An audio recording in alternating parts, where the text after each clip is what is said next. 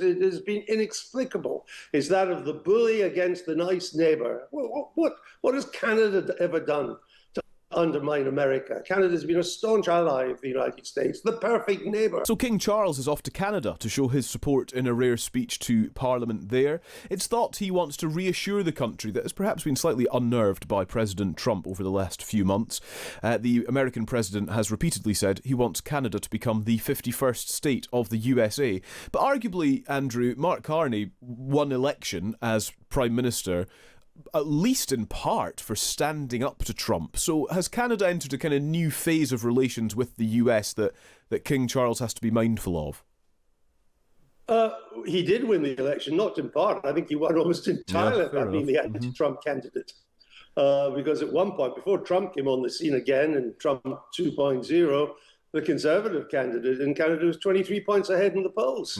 So I think it was Trump that entirely swung it in favour of the centre-left in Canada.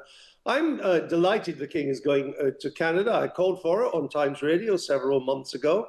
And I think it's very important that we show solidarity with Canada at the moment. I'm sure the King will do it in his own diplomatic way. He'll be less robust than I would like him to be and speak a few home truths. But it's great he's going. He is the head of state in Canada.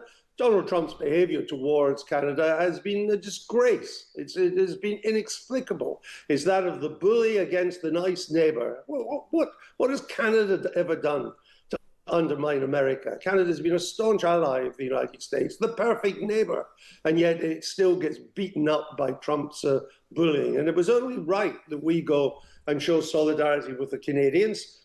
And I say that for two reasons. You know, in our national story, 1940 is the year we stood alone against the might of the Nazi war machine.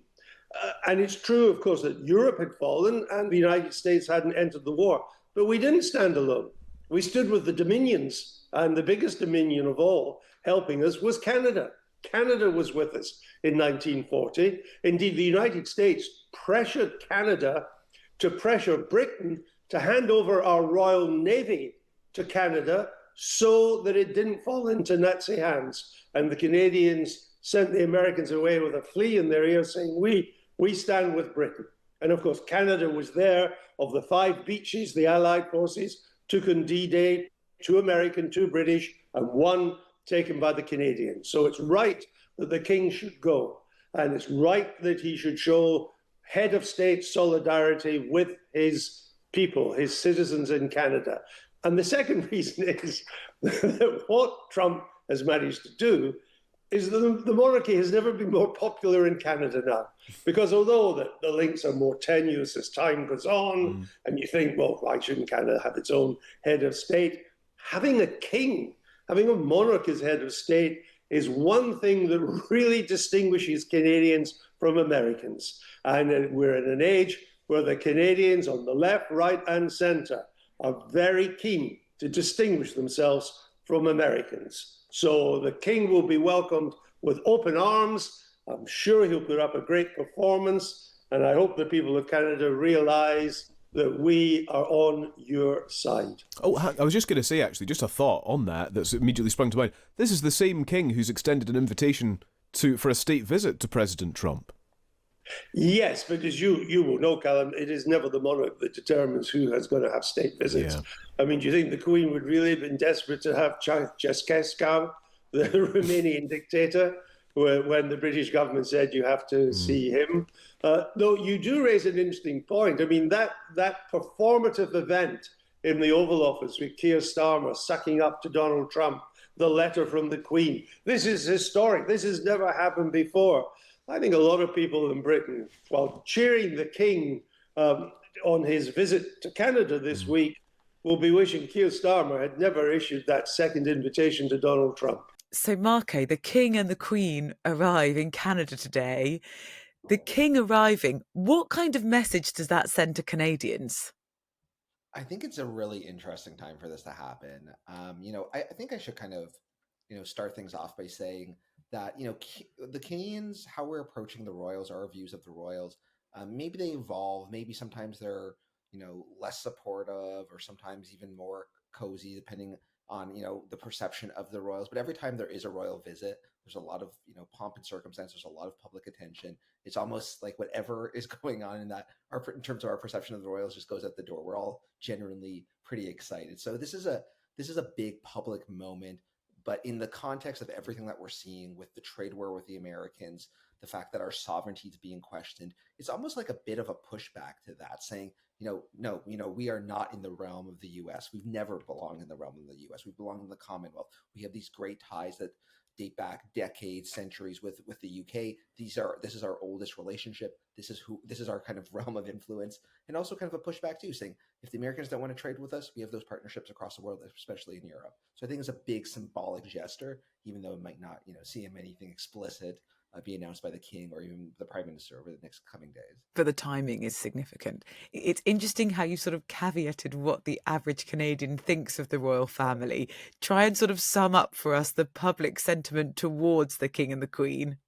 Yeah, I think in a way it's, if you went to the United States and you asked, or, an everyday citizen, what's your perception of the king and queen or the royals? Some royals are more popular than others. They go through like a honeymoon period, and maybe Charles and Camilla don't have that same sort of, pizzazz that maybe Diana had, or, Kate did when she ascended, But that being said, the fact that when they do make these visits, we do, generally speaking, for some reason, we go into a bit of a tizzy. There's all these stories about, Charles and Camilla's connections to Canada, their, interactions with, Indigenous communities, or just, just communities elsewhere in the country. So regardless of how we feel about the royals, when they do come here, I think the fact that they are, for lack of a better term, treated like royalty kind of is reflective of how Canadians feel. We're excited. It's a big event. We do like those ties. Even though some people may think Canada should be a republic, I think most Canadians are really, really proud of those connections and love kind of that moment we get in the spotlight when the royals visit. It's also a chance to sort of draw on that soft power as much as possible. I mean, the palace described this trip as a diplomatic tightrope to deliver soft power with significant impact. If the Canadians had their way, what is the best impact the king's visit could actually exert? I think for us, it is just like a reminder of Canada's place in the world. That Canada, maybe it's just how our politics have worked, how our economies worked, how maybe our perception of ourselves has been so tied to the Americans for so long that these moments are really symbolically important. So I think, for the king to come here, I'm sure there's going to be a lot of talk about our ties, our connections, our history, and the traditions that we share together with the UK, with the king. And I think that's really the important moment. I think that's the most important thing that we can take away from this trip. Just that reminder that Canada exists outside of the United States. We exist outside of those trade relationships, outside of that cultural dominance that the Americans have. We've been tied to the UK since before we were even conceived of being a country. Those are important connections with us. That seeing Canada as really having that global impact and being part of a big community that doesn't include the U.S. and that reminder, I think, is really kind of the most important impact that you can have of this. If also saying maybe King Charles coming here is also kind of rebuke, saying, "Hey, Americans, you can't have us. We belong to." Yeah, we won't be the 51st state. And maybe Exactly. the king doesn't need to say that. And I'm sure he wouldn't say it, but turning up perhaps suggests that he believes that as well. Look, this trip had actually been organised for over a year ago, but it was the king's cancer diagnosis that's delayed things. So actually the timing has just turned out to be even more convenient actually for Canada.